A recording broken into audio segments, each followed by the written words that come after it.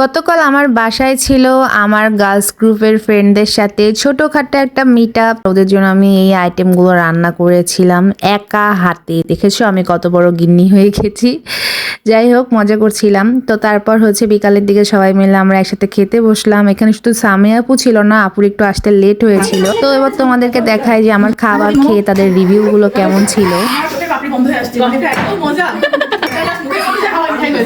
আর আসলেও গতকাল সবগুলো আইটেমে অনেক মজা হয়েছিল। ওরাও খেয়ে অনেক ভালো বলেছে, আমারও খেতে ভালো লেগেছে। এমনকি আমার হাজবেন্ড, ওরাও খেয়ে অনেক ভালো লেগেছে। সবারই অনেক নাকি ভালো লেগেছে। বিকালে খাওয়া দাওয়া শেষে সন্ধ্যার দিকে ওদের জন্য আমি চা বানিয়েছিলাম। এরপর বসেছিল সবার গানের কলির আসর।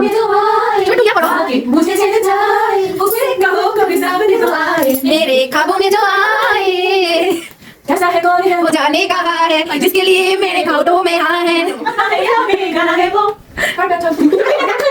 গানের কলি শেষে তো আমাদের সামনে চলে এসেছিল নায়ক বাপ্পা রাজের গরিবের ভার্সন। আমার বান্ধবীকে দেখো একদম বাপ্পা রাজের মতন রোল প্লে করতেছে।